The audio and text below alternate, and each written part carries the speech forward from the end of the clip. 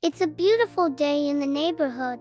Birds are singing, the sun is shining, and two curious friends, Sam and Lily, are about to have the adventure of their lives. But what starts out as fun in the sun quickly turns into a terrifying fight for survival when the wacky experiment of their mad scientist friend, Dr. Light, goes horribly wrong and shrinks them down to the size of a bug.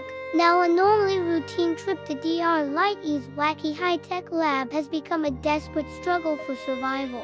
Faced with giant creepy crawlies and a wild race through the backyard wilderness, our shrunken heroes will need all their skills and a little bit of help from new insect friends to make it out alive.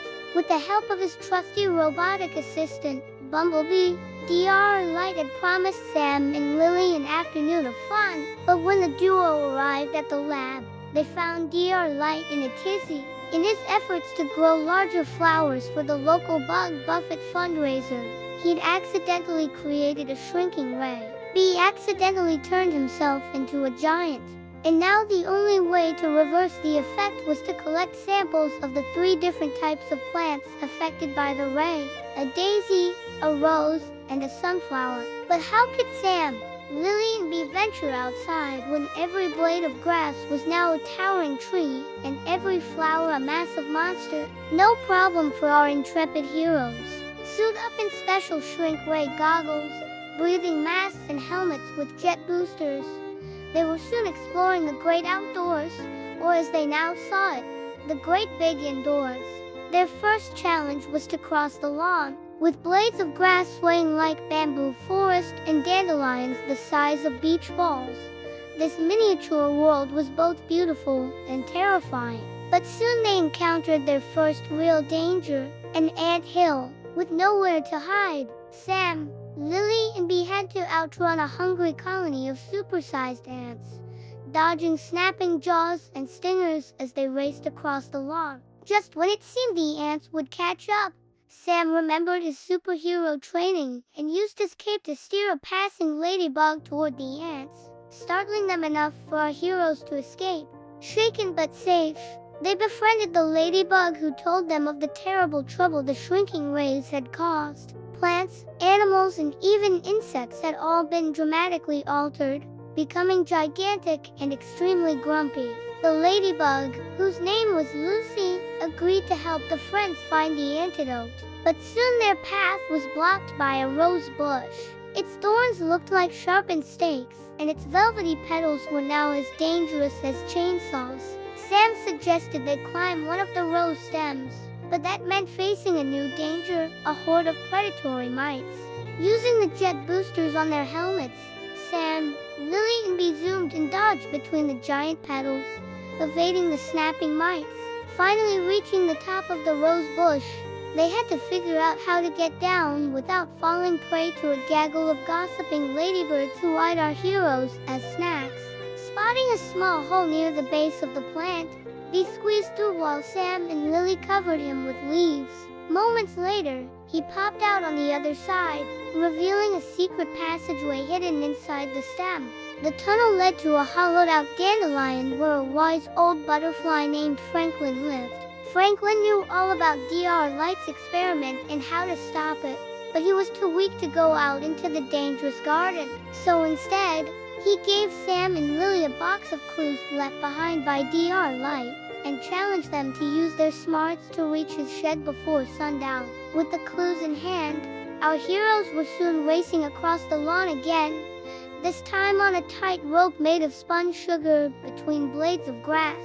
Soon they reached a stream, but before they could cross, a terrifying shape loomed above them, a giant praying mantis, its eyes like golden orbs and its forelegs dripping with digestive acid. The mantis was a fearsome sight, and to make matters worse, it had spotted Sam, Lily, and Bee. Just as the mantis lunged, Bee buzzed between its legs, distracting it long enough for Sam to grab some nearby flower petals and stuff them in the mantis's mouth. Startled by the sudden obstruction, the mantis ran off, spitting petals from its mouth. Spotting a fallen leaf, Bee, Sam, and Lily jumped aboard and rode on its back until they reached a patch of sunflowers. Here, Franklin's clues led them on a merry chase, sliding down a sunflower stem, swinging on a spider's thread, and hopping on a water droplet slide. Finally, they reached the place Franklin had been hiding, a hollow tube inside the sunflower head. There they met Franklin again, who revealed that the next part of the challenge would be even harder. Now they'd have to cross the spider's web. With so many silk strands strung between giant plants, webs were everywhere, and navigating them safely would take some serious skills. Using her grappling hook, Lily swung the trio from strand to strand, dodging giant orb spiders and hairy tarantulas.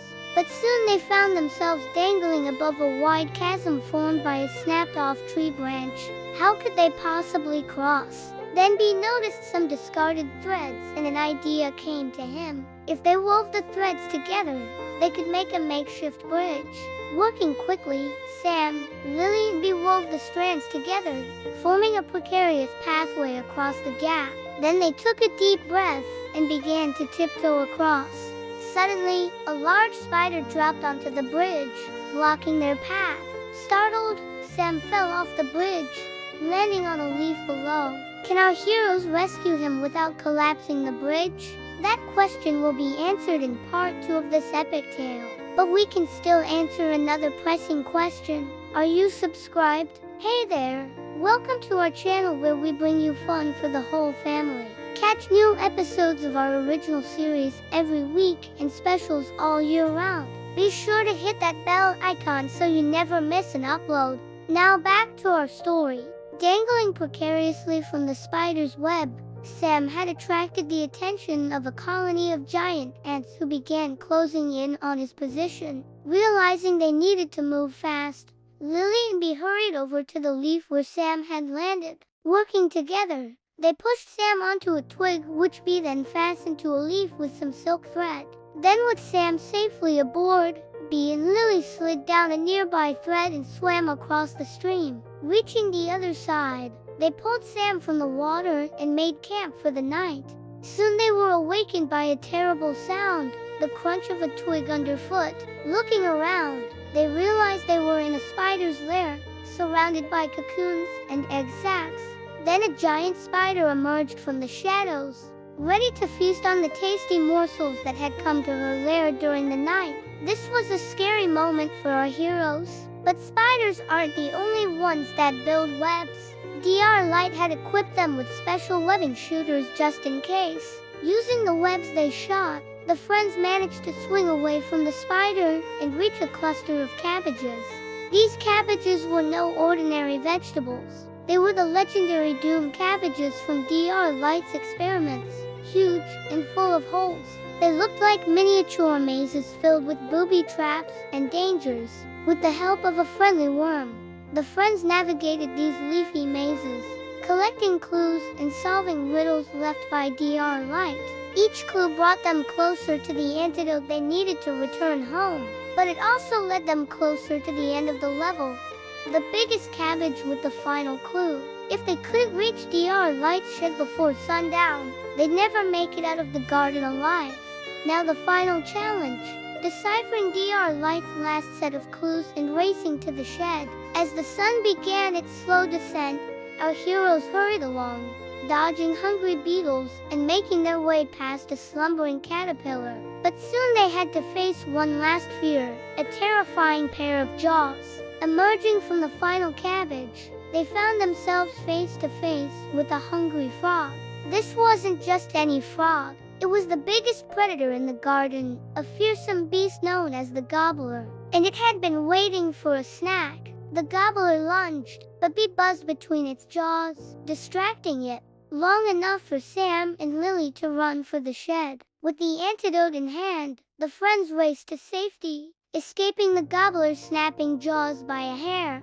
Finally, they had made it. As the last rays of sunlight faded, they raced into the shed where Dr. Light was waiting with Bumblebee. Taking the antidote, they drank it, breathed it and put it on, instantly reversing the shrinking effect. Suddenly, Sam, Lily, Bee and Lucy were back to normal size. The garden around them, suddenly small again. They had done it. Together they had survived the gigantic perils of the garden and returned home safely. As the sun rose the next morning, Sam, Lily, and Dr. Light returned to the garden. Now that the shrinking rays were gone, everything was back to normal. All the plants and animals were their regular sizes, and the garden was once again a beautiful, peaceful place. But for Sam, Lily, and Dr. Light, nothing was the same. Their adventure had brought them closer together and given them a deeper appreciation for the amazing world around them. And they knew that no matter what challenges they faced in the future, they could overcome them if they worked together and never lost their sense of wonder. Hey, did you enjoy this exciting shrunken adventure? Do you want to see more of Sam, Lily, and Dr. Light? Make sure to subscribe so you won't miss a single episode. Thanks for watching.